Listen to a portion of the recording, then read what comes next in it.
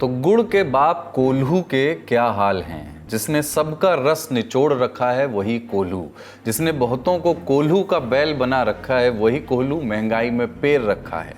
हर झगड़े का patient zero, हर कलह का कलाकार अर्थात अमेरिका। वहाँ तेल के दाम कैसे हैं, कैसे निपट रहे हैं अमेरिका वाले महंगाई और डोनाल्ड ट्रंप से, जानना ज़रूरी है क्योंकि अपने देश में तेल के दाम फिर बढ़ गए हैं। और इस बार बढ़ोतरी 1 रुपए की भी पूरी नहीं है, कुछ पैसों की है, लेकिन जो आह निकली है वो सैकड़ों हज़ारों नहीं लाखों करोड़ों की है। सीएनजी, दूध, ब्रेड सब उसी रास्ते पर निकल चुके हैं। ऐसे में कुछ सीधे सादे लेकिन डरावने सवाल सामने हैं। हो चुका या तेल और महंगा होगा? होगा तो और कितना होगा? तेल कंपनियों को अब मुनाफा हो रहा है या अब भी कसर बाकी है? दुनिया के देशों के क्या हाल हैं? वो कुछ ऐसा तो नहीं कर गए जो करने में हमसे चूक हो गई या हम आगे सीख सकते हैं? सब जानेंगे आज के शो में। फलता के चुनाव में, पश्चिम बंगाल में ये विधानसभा है, वहाँ के चुनाव में कौन सा ट्विस्ट आया और सुप्रीम कोर्ट ने क्यों आवारा कुत्तों पर लगाम का फैसला बरकरार रखा। नमस्कार, अपन है कुलदीप और आप देखना शुरू कर चुके हैं the Lallantop show. Brought to you by Candid and Saluja Gold. Candid dusting powder, 4 skin problems का एक expert solution. Candid dusting powder, हटा खुजली, लगा कैंडिड। जिस बात की आशंका थी वैसा ही चरितार्थ होता हुआ दिख रहा है। हफ्ते में दूसरी बार डीजल पेट्रोल के दाम बढ़ाए गए हैं। पिछले हफ्ते ही पेट्रोल डीजल 3 रुपए महंगा हुआ था। अब की बार हौले से 90 पैसे के आसपास का झटका दिया गया है। अलग अलग राज्यों में 80 से 90 पैसे के आसपास तेल के दाम बढ़ गए हैं। दिल्ली में पेट्रोल हो गया है अब 98 रुपये 64 पैसे प्रति लीटर और डीजल 91 रुपये 58 पैसे। अलग अलग राज्यों में पेट्रोल डीजल के दाम अलग अलग होते हैं, आप जानते हैं। इस बढ़ोतरी के बाद कोलकाता में पेट्रोल 110 रुपये के करीब पहुंच गया है। और ये तो हम जानते ही हैं कि तेल के दाम अगर बढ़े तो असर उसका खाने पीने से लेकर के पहनने ओढ़ने तक की चीज़ों में दिखने लगता है, क्योंकि डीजल महंगा होगा तो ढुलाई महंगी होगी, ट्रांसपोर्ट महंगा होगा और ये साइकिल है, एक कुचक्र है जिसमें फंस करके हर चीज़ महंगी होने लगती है और हम कहते हैं कि महंगाई अब बढ़ गई है। आंकड़े तो आते ही हैं लेकिन परचून की दुकान का बिल भी हमें बता देता है कि साहब महंगाई तो बढ़ गई है, जैसा कि अभी हो रहा है। शाम के चाय टोस्ट पर महंगाई की मार पड़ी है। 15 मई को पेट्रोल डीजल के दाम बढ़ने से पहले ही अमूल ने दूध 2 रुपये महंगा कर दिया था। अगले दिन मदर डेयरी ने भी दूध के दाम बढ़ा दिए। फिर दूध के बाद ब्रेड कंपनियों ने कीमतें बढ़ानी शुरू कर दी है। मुंबई में मॉडर्न ब्रेड कंपनी ने एक पैकेट के दाम सीधे 5 रुपये बढ़ा दिए हैं। खरबूजे को देखकर खरबूजा दाम बढ़ाता है। दूसरी ब्रेड कंपनियां भी जल्दी ही दाम बढ़ा दें तो हैरानी नहीं होगी। दूध और ब्रेड दोनों के व्यापार में ट्रांसपोर्टेशन अहम कड़ी है। तेल के दाम बढ़ने से इस तरह के दूसरे सामान का दाम भी बढ़ सकता है, लेकिन सिर्फ तेल ही महंगा नहीं हुआ है। ईंधन पर भी चौतरफा मार है। तेल के साथ साथ सीएनजी भी धीमे धीमे भाग रही है।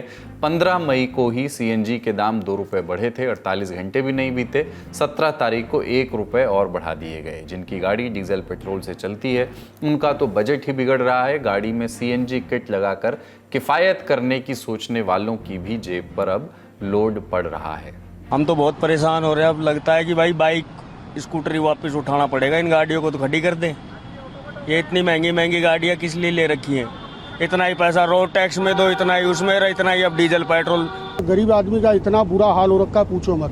दिल्ली के अंदर मजदूर आदमी तो है ही नहीं। अब दिल्ली से सीधे गाँव भग गया अपने। लेबर आप चौक पे लेने चले जाओ, लेबर आपको नहीं मिलेगी।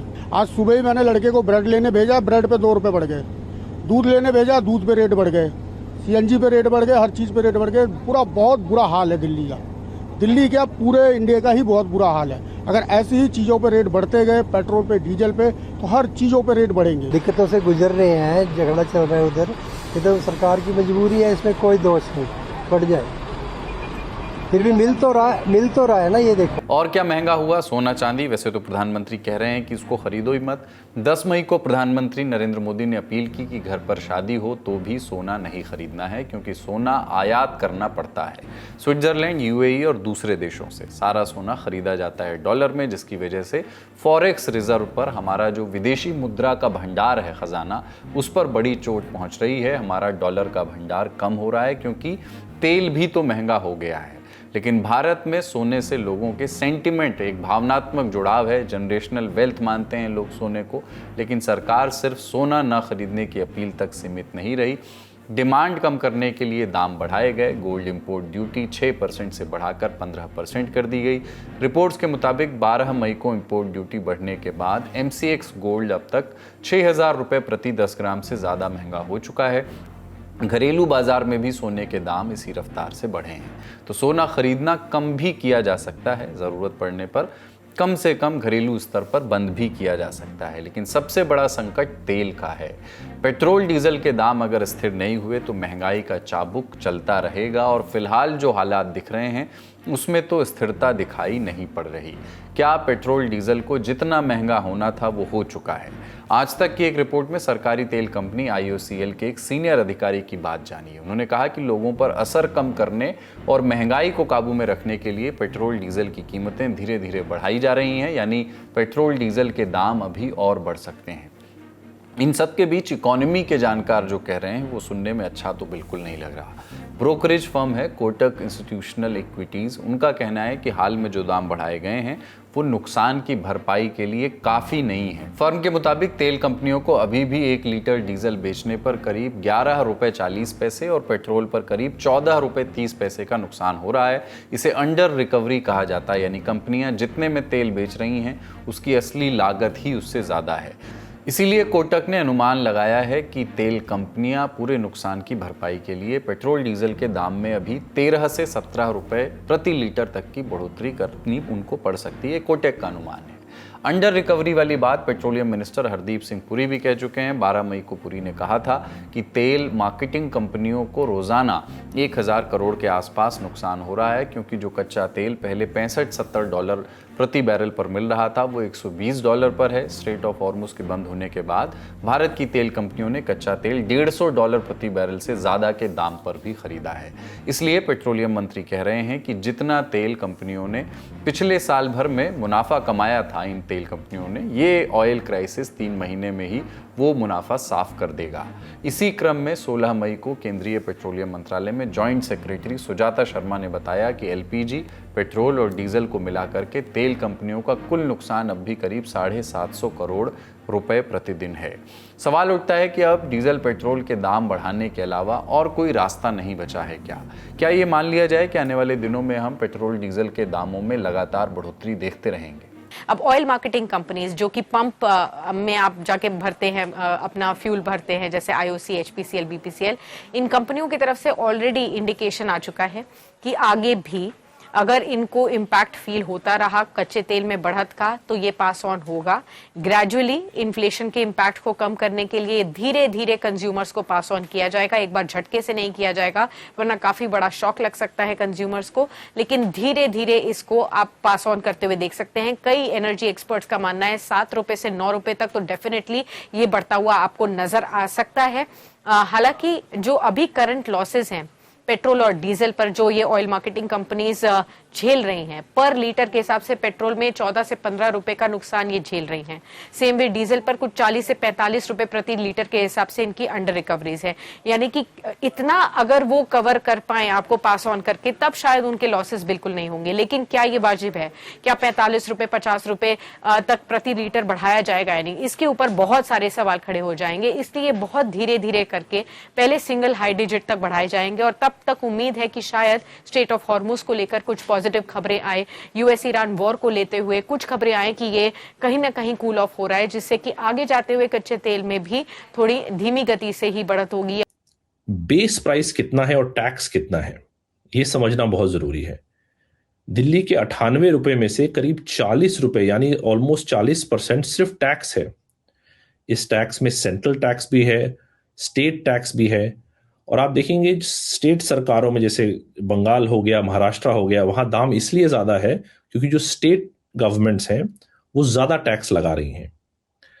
और ये एक पेचीदा मामला है क्योंकि आप देखिए अमेरिका जैसी इकोनॉमी में जो पंप प्राइस होता है उस पर 15 से 20% से ज्यादा टैक्स नहीं होता है। भारत में 40, ऑलमोस्ट कुछ स्टेट्स में 50% टैक्स जो है वो कंज्यूमर दे रहा है जब वो तेल खरीदता है। भारत में आपने एक सिचुएशन क्रिएट कर दी है कि जो सरकारें हैं वो बहुत ज्यादा इनडायरेक्ट टैक्सेस पे निर्भर हो गई हैं, बिकॉज डायरेक्ट टैक्स कलेक्शन सरकारों की बहुत कम है। इनडायरेक्ट टैक्स कलेक्शन से अगर आप पेट्रोलियम, डीजल, इन चीजों पे टैक्स करेंगे तो ये एक बहुत रिग्रेसिव टैक्स है, क्योंकि जितना टैक्स मैं और आप दे रहे हैं, जितना टैक्स एक गरीब आदमी दे रहा है, उतना ही टैक्स अंबानी और अदानी दे रहे हैं। तो ये जो एक टैक्स है पेट्रोल पे लगाना, ये इस तरह से एक रिग्रेसिव टैक्स है। और अब देखिए सारी सरकारें कर रही हैं, ऐसा नहीं है कि कोई एक सरकार है, कोई महाराष्ट्र में बीजेपी सरकार है, बंगाल में टीएमसी की सरकार थी, तमिलनाडु में डीएमके, कर्नाटक में कांग्रेस, ये सब के सब काफी अधिक मात्रा में वैट वसूलती हैं। इसके पीछे एक और कारण भी है, क्योंकि जो सेंटर जो कॉन्स्टिट्यूशनली मैंडेटेड होता है कि जो भी टैक्स सेंटर कलेक्ट करता है उसका एक स्पेसिफिक परसेंटेज उसे स्टेट्स को डिवॉल्व करना पड़ता है। तो 40% के करीब अगर मैं ₹1 कलेक्ट करता हूं टैक्स पेट्रोल का, उसमें से 40 पैसे मुझे स्टेट्स को देने पड़ते हैं। बट सेंटर ने क्या किया है कि वो उस कैटेगरी से हटा के सारा टैक्स जो है वो सेस कैटेगरी में डाल रहा है। तो इसलिए वो स्टेट में उसको पैसा ट्रांसफर करने की जरूरत नहीं होती। स्टेट क्या कर रहा है, क्योंकि सेंटर पैसा नहीं भेज रहा है तो वो अपने टैक्स बढ़ाए जा रहे हैं। तो ये एक पॉलिटिकल इकोनॉमी समझना बहुत जरूरी है। अच्छा, एक नजर दूसरे देशों के तेल के दामों पर भी डाल लेते हैं कि वहां क्या हाल चल रहा है। सबसे पहले उनके यहाँ की स्थिति देखते हैं जिनकी वजह से तेल का संकट खड़ा हुआ। डोनाल्ड ट्रंप का अमेरिका। टाइम्स ऑफ इंडिया के रिपोर्ट के मुताबिक युद्ध शुरू होने के बाद से अमेरिका में पेट्रोल के दाम 44% से ज़्यादा बढ़े हैं और डीजल 48% से ज़्यादा महंगा हो गया। चीन में पेट्रोल करीब 22% महंगा हो चुका है और डीजल करीब 24%। जापान में पेट्रोल 10% और डीजल 11% से ज़्यादा महंगा हुआ है। यूएई, जहां से हम करीब 9-10% तेल आयात करते हैं, वहां भी हाहाकार मचा है। यूएई में पेट्रोल के दाम 52% बढ़ गए हैं और डीजल तो 86% तक महंगा हो गया है। अपने पड़ोसी पाकिस्तान का हाल भी देख लेते हैं। पाकिस्तान में पेट्रोल के दाम 55% बढ़े हैं और डीजल के दाम 45%। भारत में कितना बढ़ा? भारत में पेट्रोल करीब 4.2% महंगा हुआ और डीजल 4.4। राज्यों के हिसाब से आंकड़ा थोड़ा बहुत वेरी कर सकता है, बदल सकता है, क्योंकि हमने आपको पहले ही बताया कि हर राज्य का अपना अलग अलग रेट है। यानी दूसरे देशों के मुकाबले भारत में अब तक तेल के दाम कम बढ़े हैं और इसके लिए सरकार पर आरोप लगते हैं कि 5 राज्यों के चुनाव की वजह से तेल के दाम नहीं बढ़ाए गए थे। चुनाव खत्म होने का इंतजार किया गया और उसके बाद फिर तेल महंगा होना शुरू हो गया। सरकार पर यह भी आरोप लग रहे हैं कि जो एहतियात अभी बरतने के लिए कहा जा रहा है वो मार्च या अप्रैल में ही शुरू हो जाने चाहिए थे। मसलन प्रधानमंत्री कह रहे हैं कि सोना मत खरीदो, गाड़ी कम चलाओ, पब्लिक ट्रांसपोर्ट का इस्तेमाल ज़्यादा करो, विदेश यात्रा पर कम जाओ, खाने में भी तेल का इस्तेमाल कम करो।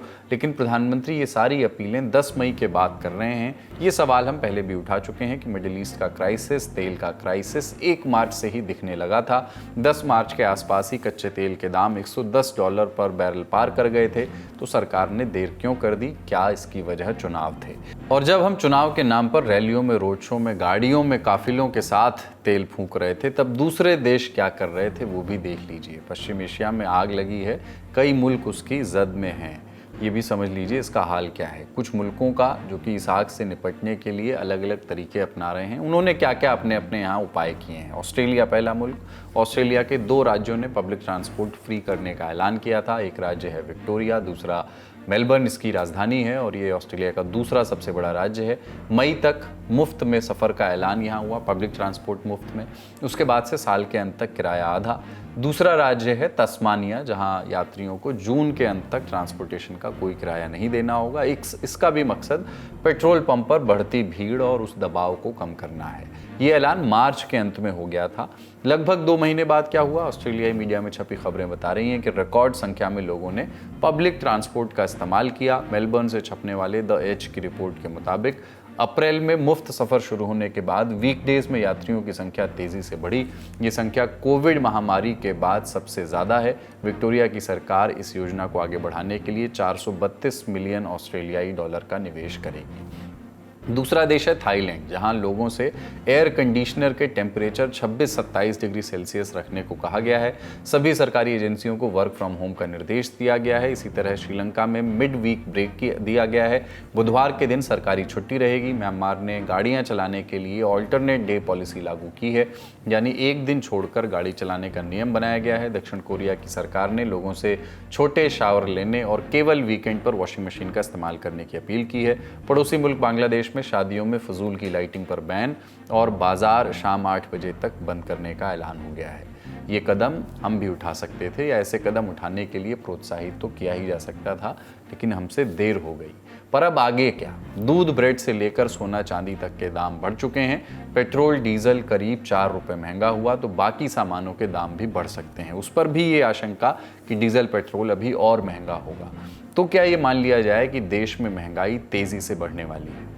होलसेल इन्फ्लेशन, जो इन्फ्लेशन इनपुट्स में जाती है, वो पहले से ही 8.5% पर है। 3 साल का सबसे हाई नंबर है ये, यानी कि शॉक आ चुका है, पर हम तक पहुंचने में अभी 2-3 महीने और लगेंगे। और याद रखिए, सबसे बड़ा असर पेट्रोल से नहीं डीजल से आएगा, क्योंकि डीजल ट्रक चलाता है और ट्रक पर सब्जी, दाल, बिस्किट और दूध ये मंडी तक पहुंचते हैं। तो असली असर पंप पर नहीं, सब्जी मंडी पर देखा जाएगा। अनुमान के हिसाब से मैं कह सकता हूं कि सीपीआई इन्फ्लेशन करीब 4.5 से 5.5% पर बैठेगी इस फाइनेंशियल ईयर। ये आरबीआई के बैंड के अंदर है, अनकंफर्टेबल है, लेकिन पैनिक करने की जरूरत नहीं है। क्या और कोई रास्ता नहीं है? और कोई रास्ता सरकार के पास अब नहीं है, क्योंकि वो ऑलमोस्ट सारी जो उसकी लीवर्स हैं वो पुल कर चुकी है। बार जब भी तेल के दाम बढ़े, इसका मतलब ये नहीं है कि बेकाबू महंगाई आपको देखने को मिलेगी, क्योंकि महंगाई कितनी बढ़ेगी ये कुछ बातों पर निर्भर करता है, जैसे कि तेल की कीमतें कितने समय तक ऊंची रहती हैं, सरकार टैक्स में कोई राहत देती है या नहीं, ये एक दूसरा कारण हो सकता है।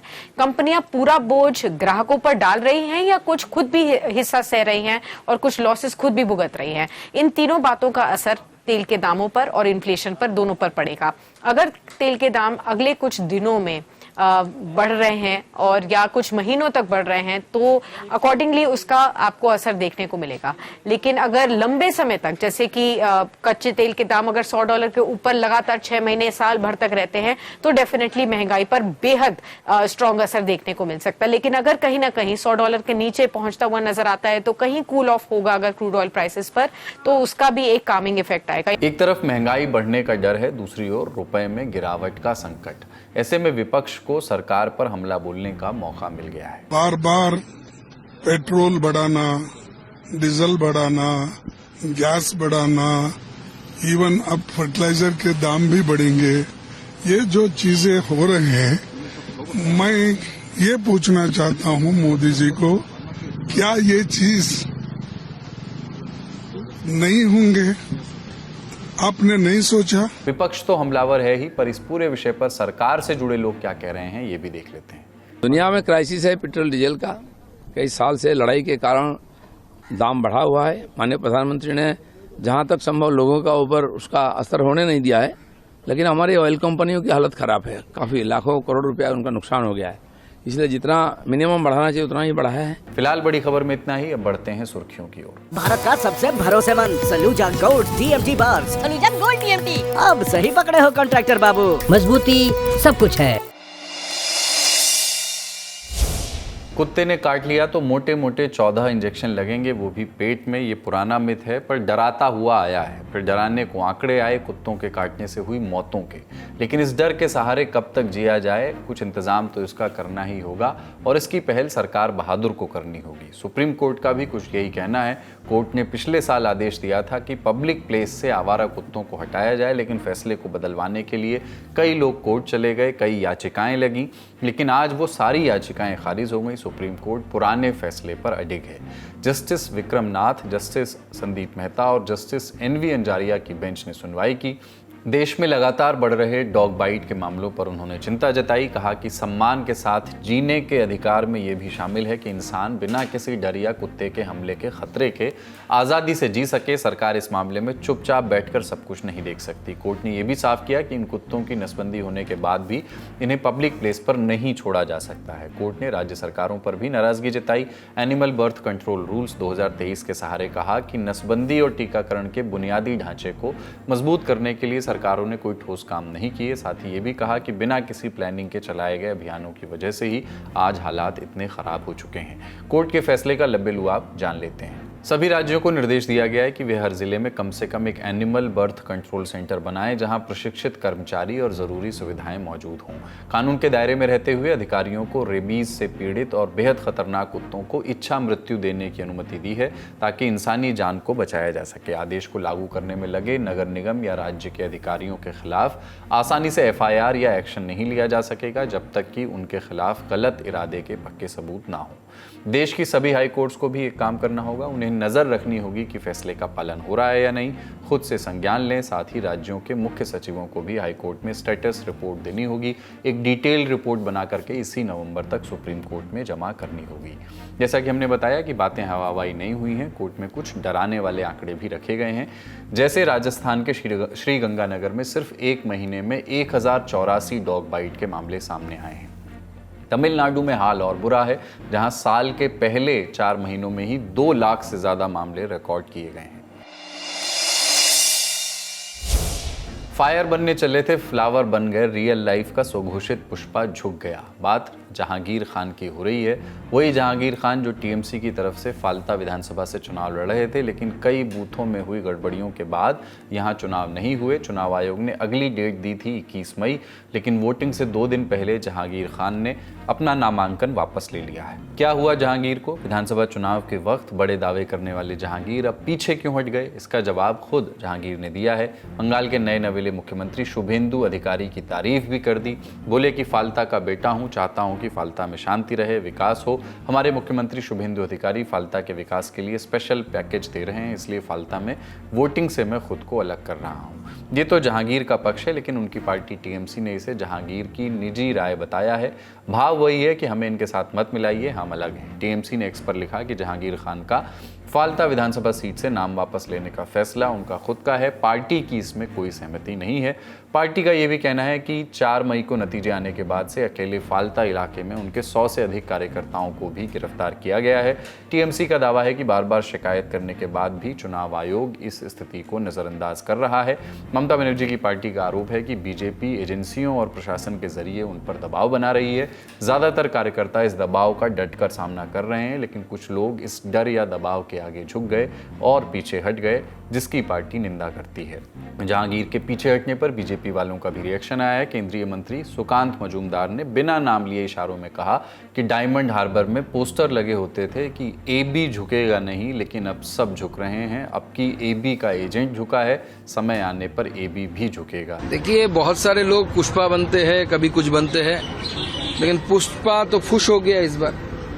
तो ये सारे जो पुष्पा है और उनके जो बॉस है ना, डायमंड हार्बर में मैं जब जाता था तो हर जो लैंप पोस्ट होता था उसके ऊपर फोटो के साथ लिखा होता था AB झुकेगा नहीं। तो अब सब झुक रहे हैं, तो AB का एजेंट भी झुक गया, आगे AB भी झुकेगा, चिंता मत करिए। ये भी कौन है? उम्मीद है ललन टॉप के दर्शक समझ गए होंगे क्या रेफरेंस सुकांत मजूमदार दे रहे थे।